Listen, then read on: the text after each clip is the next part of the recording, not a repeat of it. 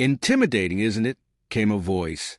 Jordan turned to see Admiral Jonas Reeve, his military counterpart for the mission, standing stiffly with his hands clasped behind his back. Reeve's presence was a calculated choice by the Earth delegation, a silent reminder to the other species that humanity wasn't entirely pacifist. "It's not the scale that intimidates me, Admiral," Jordan replied. "It's the arrogance." The chamber doors slid open with a soft hiss, admitting a delegation led by Supreme Arbiter Zaltar. The alien stood nearly 9 feet tall, his iridescent scales catching the artificial light in shimmering waves. His movements were fluid yet deliberate, and the room fell into a hushed awe as he entered. "Ah, the human representative," Zaltar said, his voice a rich, resonant bass. "A pleasure to finally meet one of the newest members of our esteemed collective." Jordan offered a tight-lipped smile and extended his hand in greeting, though he knew the Arbiter would not reciprocate. Zaltar instead inclined his elongated head, his dark eyes narrowing as he studied the human. "You'll find that humanity doesn't shy away from its responsibilities," Jordan said, his tone steady but carrying an edge. "Responsibilities," Zaltar echoed, as though savoring the word. "An interesting choice. Your species is young, untempered by the long lessons of interstellar cooperation. Yet you have much potential, if properly guided." Reeves shifted beside Jordan, his body stiffening at the condescension. But Jordan gave the Admiral a barely perceptible shake of his head, a silent order to stand down. Before the tension could escalate, another figure entered the chamber. Ambassador Kralvek of the Zynar Empire moved with a predatory grace, his segmented armor clinking softly with each step. His sharp mandibles clicked as he surveyed the humans, with a mix of curiosity and disdain. "Humans," Kralvek said, his voice a guttural rasp. "The pacifists of the galaxy. Do you bring anything to this council besides your endless diplomacy?"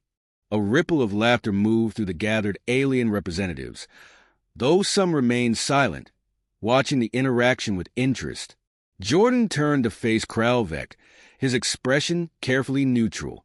"Diplomacy, Ambassador, is often misunderstood by those who fail to master it," Jordan replied smoothly. "It is not the absence of power, but the skillful application of restraint." Kralvek's mandibles clicked in irritation, but before he could respond, Zaltar raised a clawed hand. "Enough," the Arbiter said. "Let us not allow petty disagreements to derail this historic occasion. Today, we forge a new chapter in galactic unity." The chamber filled with murmurs as representatives took their places around a vast circular table, its surface pulsing faintly with holographic projections of their respective star systems. Jordan took his seat, flanked by Reeve and 2 aides. As the proceedings began, Jordan kept his focus sharp, cataloging every word, every gesture. The Empire's species were diverse, from the gaseous Talari, who communicated through harmonic vibrations, to the crystalline Vedrex, who refracted light to signal their intent. Yet beneath their differences lay a common thread, the unshakable belief that humanity was an anomaly, a species too weak or naive to truly matter in galactic politics. The agenda moved swiftly until Zaltar announced a matter of significant importance. "As you all know," the Arbiter began, "the Galactic Council has long deliberated on the future of the neutral zones, territories rich in resources but lacking governance.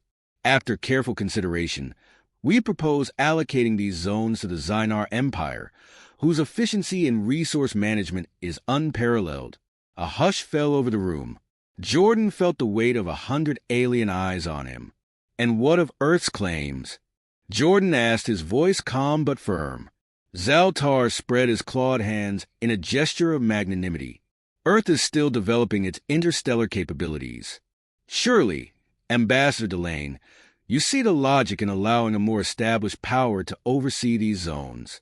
Jordan leaned back in his chair, his mind racing. This was no mere oversight. It was a deliberate slight, a test of humanity's resolve.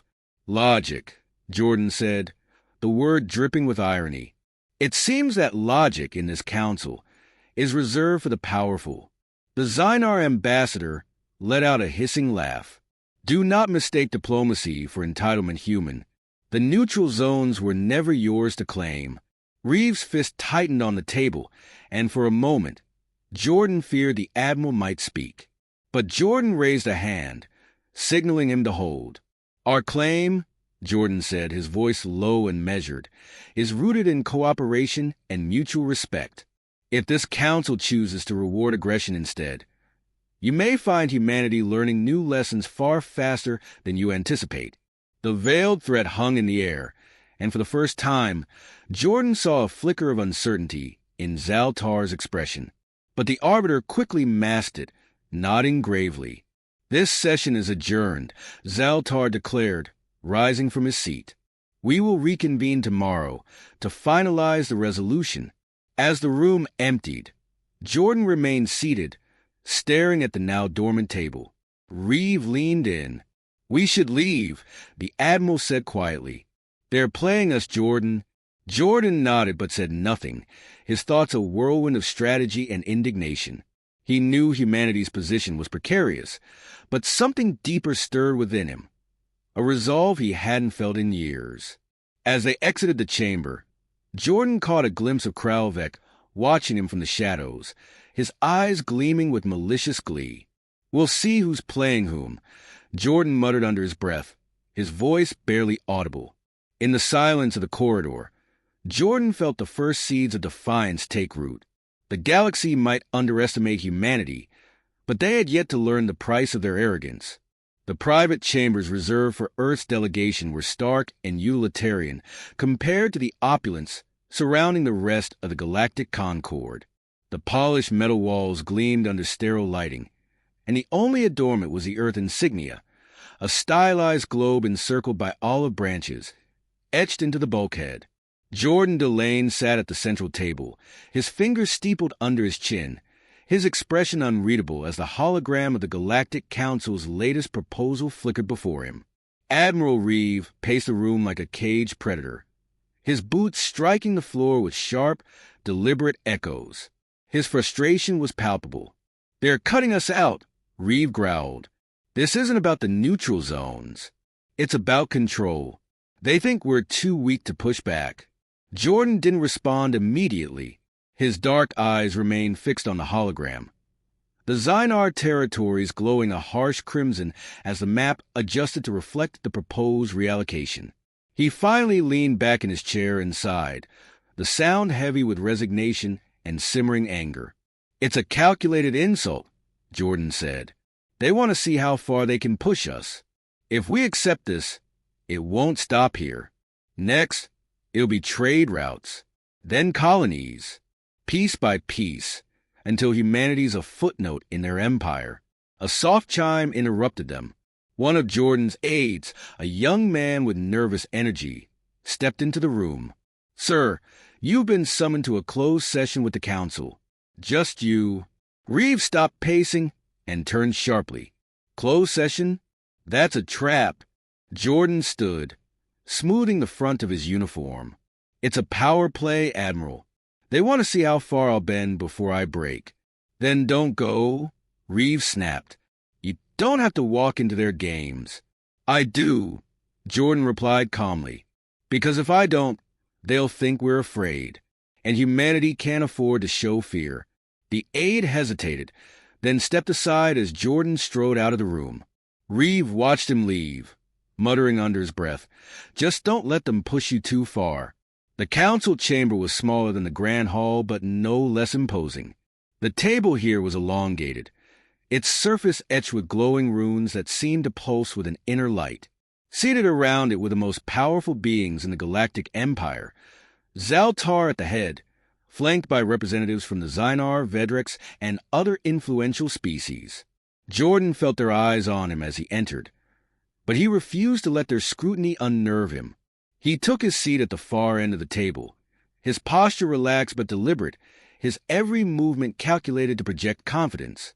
Ambassador Delane, Zaltar began, his resonant voice carrying an almost paternal tone. We appreciate your presence. This discussion concerns the best path forward for the stability of our shared galaxy. Jordan inclined his head slightly. I trust Earth's interests will be given due consideration in this discussion. Of course, Zaltar said, though his tone made it clear that humanity's interests were a distant afterthought. As we've outlined, the neutral zones are too valuable to be left underdeveloped. The Xynar Empire has the resources and experience to make full use of these territories. Kralveka's mandibles clicked in a gesture of satisfaction. A logical decision. Efficiency must take precedence over sentiment. Jordan suppressed a flash of anger. And Earth's contributions? Our scientists have already begun work in these zones, laying the groundwork for sustainable development. Are those efforts to be discarded so easily? The Council has considered all factors, Zaltar said, his tone carefully measured. Humanity's efforts are noted, but they do not outweigh the Xynar's capabilities. Jordan leaned forward, his voice cold. Capabilities or ambitions? Let's not pretend this is anything but a land grab. The Xynar have been angling for these zones since the day Earth joined this council. Kralveka's segmented eyes narrowed. Careful, human. Accusations without proof are a dangerous game. Dangerous games seem to be the council's specialty, Jordan shot back, his gaze sweeping the room. You speak of cooperation and stability, yet you reward aggression and disregard treaties. Is that the example the Galactic Empire wishes to set? Zaltar raised a clawed hand, his expression a mask of benevolence. This is not about aggression, Ambassador.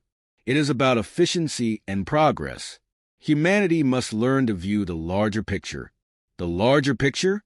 Jordan repeated, his voice laced with incredulity. The larger picture is that Earth has been nothing but cooperative since joining this council.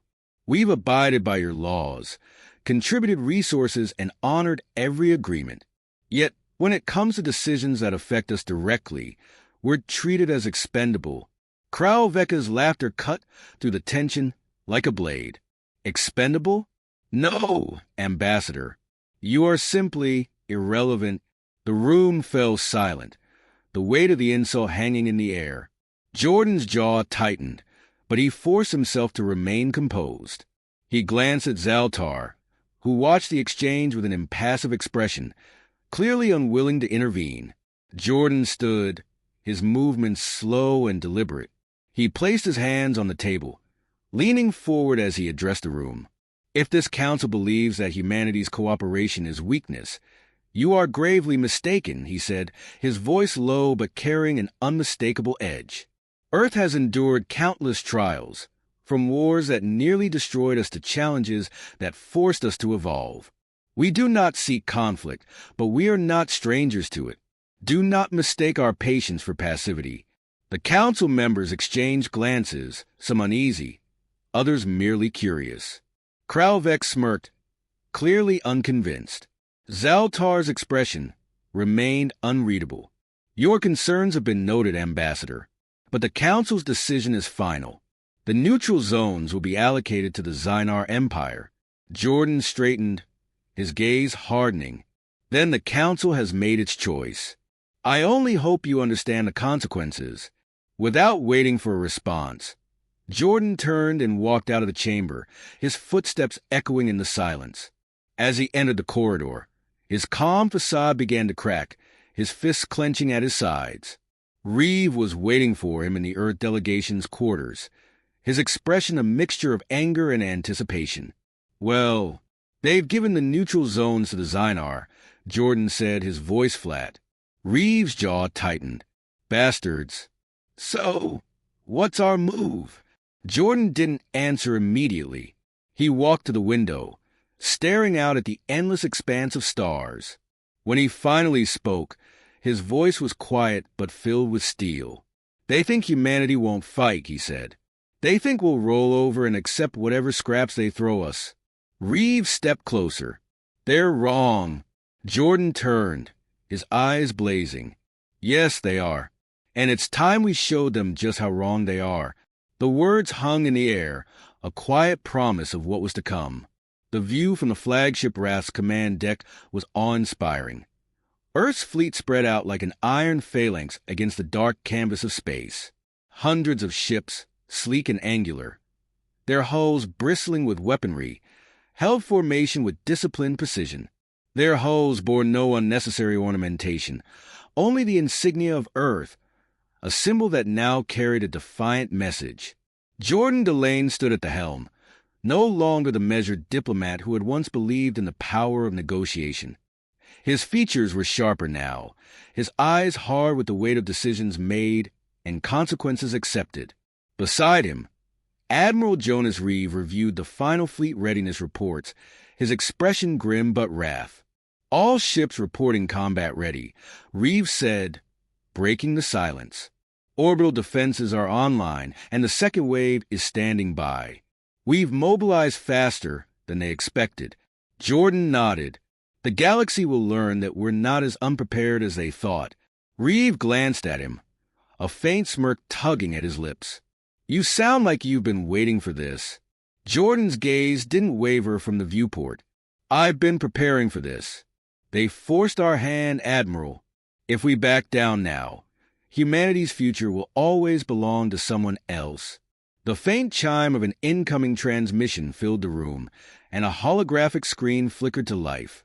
A young officer appeared, her voice steady despite the tension thick in the air. Sir, we've intercepted a Xynar fleet on approach to the neutral zones.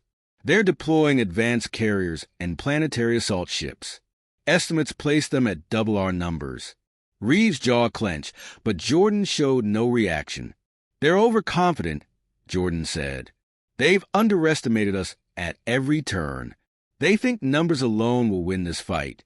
And if they're right, Reeve asked, his tone low. Jordan turned to face him fully. Then we make them pay for every inch of space, every ship, every life. We remind them that humanity is not a mistake in their galaxy. We are its future. Reeve straightened, a steely resolve settling over him. Orders, sir. Jordan moved to the Central Command console, where a holographic projection of the battlefield displayed the positions of both fleets. His mind raced, analyzing possibilities and contingencies. Deploy the hammer formation, Jordan said. The RAF will lead the charge. I want our heavy cruisers positioned to flank their carriers, and the corvette squadrons will focus on disabling their assault ships. Use the asteroid field for cover. They won't expect us to strike from there. Reeve hesitated for only a moment before nodding. It's risky, but it'll catch them off guard. Risk is all we have, Jordan replied. But calculated risk is better than waiting for them to dictate the terms. The Admiral gave a curt salute and moved to relay the orders. Jordan returned to the viewport, watching as the fleet began to move. He felt the weight of history pressing down on him. This wasn't just a battle. It was humanity's declaration of independence in a galaxy that sought to keep them subdued. Minutes later, the first wave of enemy ships appeared on the sensors. The Xynar fleet was as imposing as intelligence had suggested. Massive carriers flanked by escort destroyers, their formations tight and efficient. Their ships were sleek and predatory, exuding menace even from a distance. They're holding formation, Reeve said, returning to Jordan's side. Typical Xynar arrogance. They expect us to scatter. They'll learn otherwise soon enough, Jordan said. Order all ships to hold fire until we're in optimal range. Let them think we're hesitating. The fleet advanced in eerie silence, the cold void between the opposing forces narrowing with each passing second. The tension on the RAF's bridge was palpable. Every officer and crew member focused on their stations, awaiting the command that would ignite the chaos. The Xynar struck first. A volley of energy blasts erupted from their destroyers, lancing toward the Earth fleet in streaks of blinding light. Jordan remained unflinching as the shields of the forward ships absorbed the impact, their energy barriers flaring briefly before stabilizing. Now, Jordan said, his voice calm but carrying an undeniable edge of command. The RAF unleashed its main cannons, and the rest of the fleet followed suit. The void lit up with fire and fury as Earth's ships retaliated with a precision and ferocity that belied their underdog status. Missiles streaked toward the enemy carriers, their warheads detonating in brilliant flashes that sent shockwaves rippling through space. Flank teams, move into position, Reeve barked, his voice cutting through the chaos. Don't give them time to recover. The battle unfolded with breathtaking intensity. Earth's heavy cruisers emerged from the asteroid field, catching the Xynar carriers in a pincer maneuver. The smaller corvettes darted between the larger ships, their rapid-fire cannons tearing into the vulnerable flanks of the assault ships. Jordan watched the holographic display, his sharp mind tracking every development. The Xynar are redirecting their destroyers to counter the flank. Order the second wave to intercept. Keep their forces divided. Reeve relayed the command, and moments later, reinforcements arrived. Sleek frigates and missile ships that dove into the fray, their coordinated strikes dismantling the Xynar's attempts to regroup. For a brief moment, it seemed as though the tide might turn in humanity's favor. But then, a new cluster of enemy ships appeared on the sensors, reinforcements. They brought reserves, Reeve said grimly. Jordan clenched his fists, his mind racing for options. The Xynar reinforcements were larger and heavier than their vanguard, and they wasted no time joining the battle. The scales tipped sharply against Earth once more. Redirect our remaining bombers to target their flagship, Jordan said.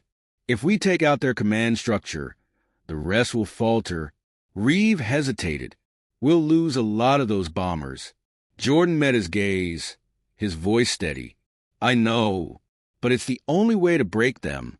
The Admiral nodded, his expression hard. Understood. As the bombers streaked toward the enemy flagship, the Xynar turned their attention to intercepting them. The maneuver bought Earth's fleet precious minutes to regroup, but the cost was steep. Dozens of Earth ships were destroyed, their wreckage drifting silently in the void. On the Rath's bridge, Jordan felt the weight of every loss, but he forced himself to focus.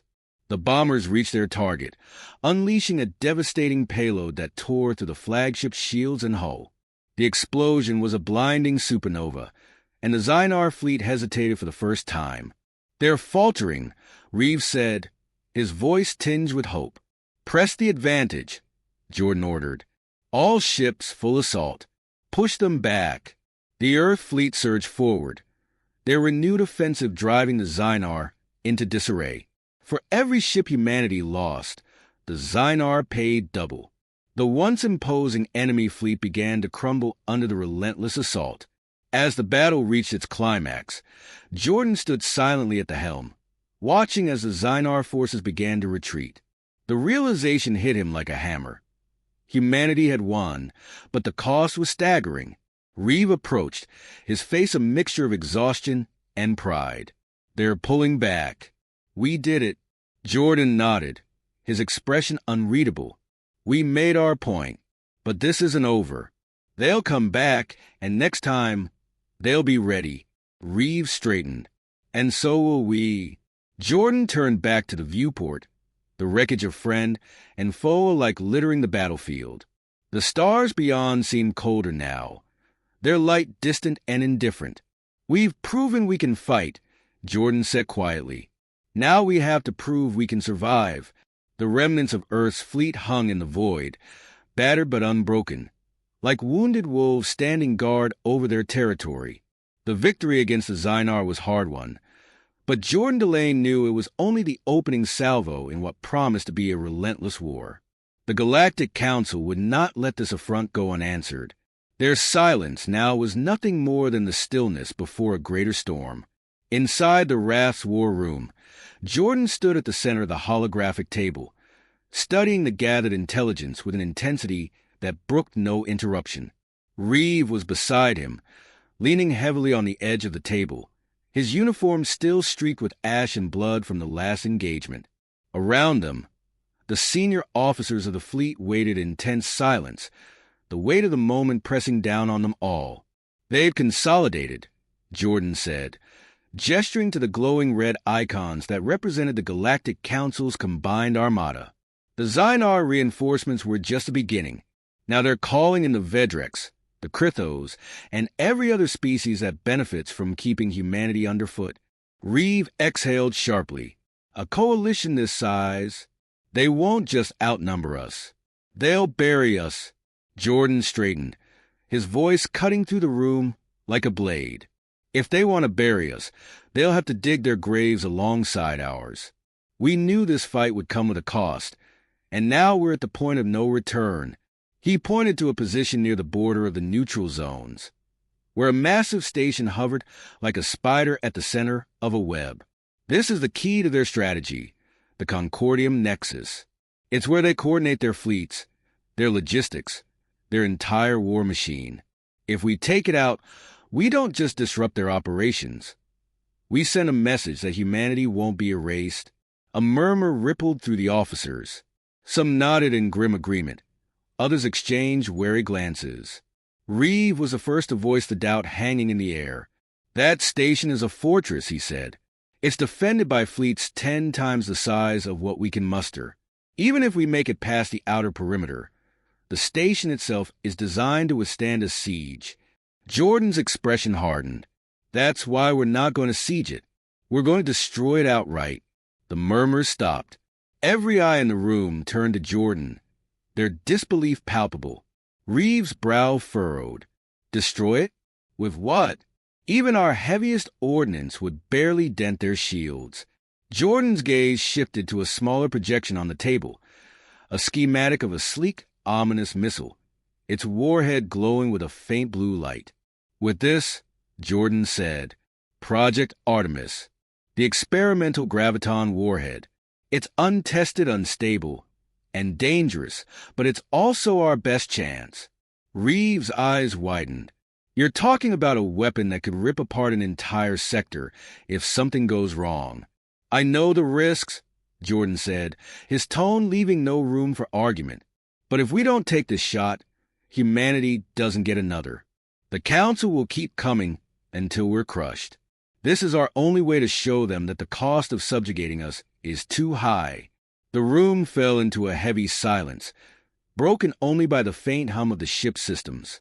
Finally, Reeve nodded, his expression grim but wrath. Then we'd better make it count. The plan was set into motion with ruthless efficiency.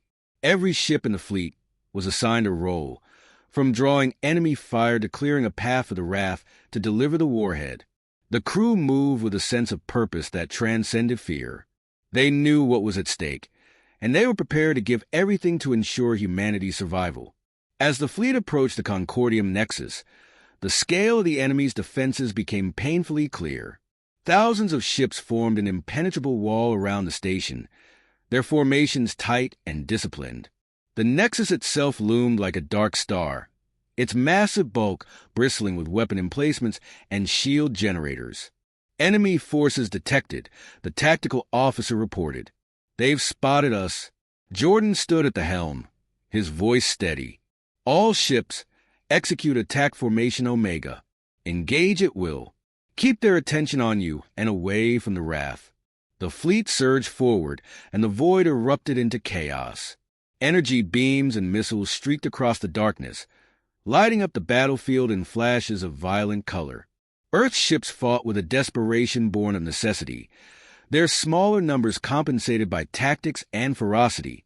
On the raft, Jordan watched the battle unfold on the holographic display. Every loss cut deep, but he couldn't afford to dwell on them. His focus remained on the mission. Bring us into position, he ordered. The raft broke away from the main fleet, its sleek form cutting through the chaos as it made a beeline for the Nexus. Enemy ships moved to intercept, but Earth's fighters and frigates swooped in to cover the flagship, their sacrifices clearing the path. We're in range, the weapons officer announced. Jordan nodded. Arm the warhead. Begin the launch sequence. Reeve stood beside him, his expression tense. We won't get another shot at this. We won't need one, Jordan replied. The warhead was loaded into the launch bay, its ominous glow casting eerie shadows across the bridge. The countdown began, each second dragging like an eternity. Enemy ships closing in, the tactical officer shouted. We won't hold them off much longer. Jordan turned to Reeve. Get everyone to the escape pods. Now. Reeve's eyes widened.